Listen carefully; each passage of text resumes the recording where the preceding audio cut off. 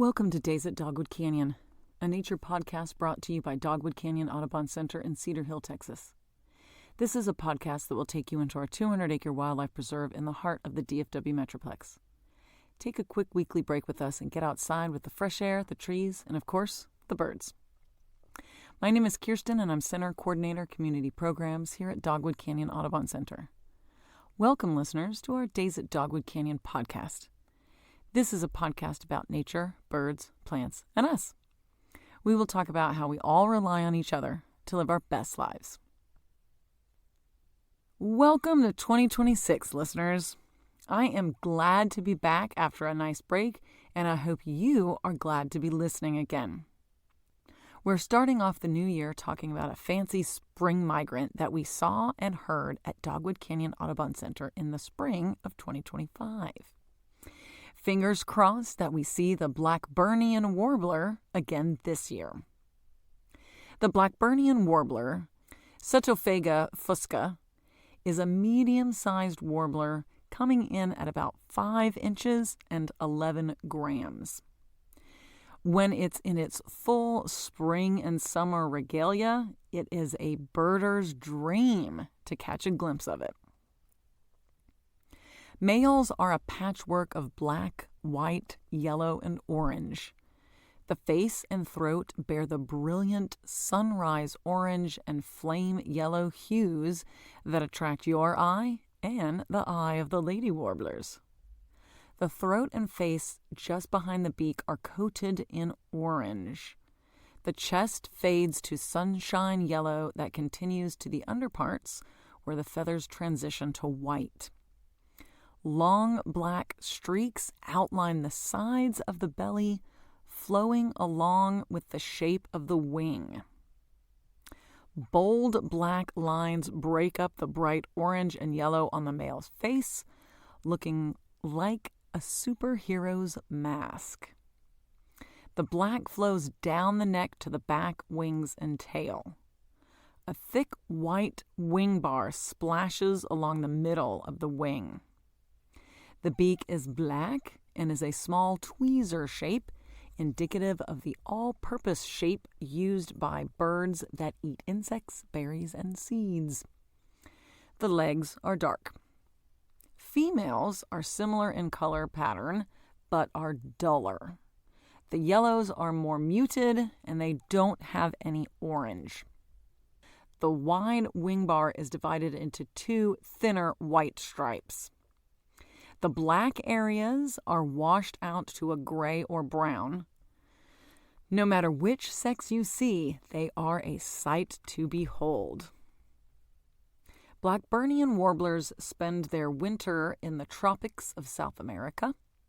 They spend spring and summer breeding season in Canada and the northeastern United States. You can find them from Alberta to Newfoundland, east to the Great Lakes region, and into southern New England. They can also be found along the Appalachian Mountains to northern Georgia. They migrate through the eastern United States from eastern Texas to the East Coast as they travel to their summering grounds. When we are lucky, they fly right through the DFW area. These warblers prefer habitats with mixed forest, including hemlocks, spruce, and various hardwood trees. They eat mainly insects, focusing on caterpillars and beetles. They hunt in the highest limbs of tall trees and will occasionally hawk insects. Hawking an insect is when a bird flies from a perch to grab an insect in midair. They nest in the highest branches of coniferous trees. Nests have been found at 85 feet above ground. They tuck their nests into dense foliage and use clumps of lichen to hide from predators. Because of the height of nesting sites and efforts to hide, they are not bothered by the parasitic brown-headed cowbird as often as other warblers. Females will lay 4 to 5 white to pale green spotted eggs in a twig nest lined with lichen, mosses, and animal hair. Incubation takes about 11 to 12 days and is carried out by the female. The Blackburnian Warbler is named after Anna Blackburn, a female botanist from the 1700s. I mention this because very few women are immortalized by European naturalists unless they are the wife or daughter of a prominent male naturalist. Anna taught herself Latin, familiarized herself with the Linnaean form of scientific classification, and was a collector of one of the largest natural collections during the rise of naturalist discoveries.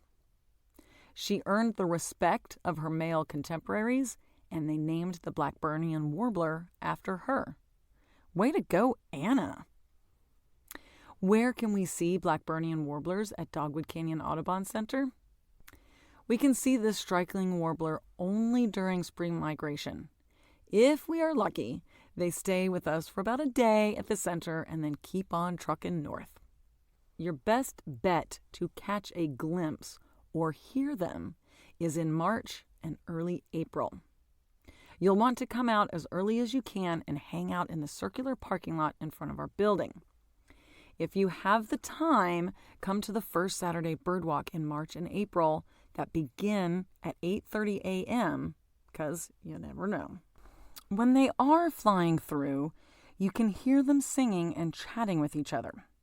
They aren't yet attracting a mate or establishing territory, but they may just be calling out to see who else is traveling with them. If you hear this,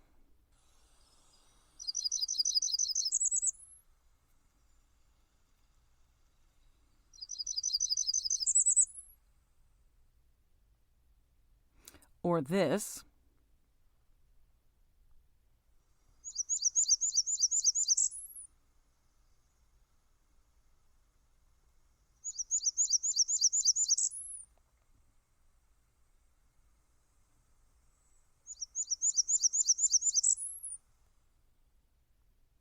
or this,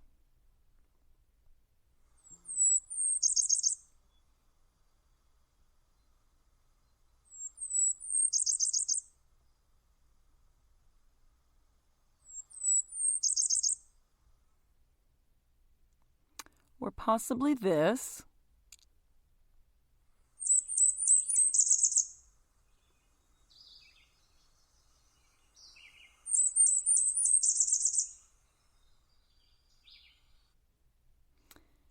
and maybe this.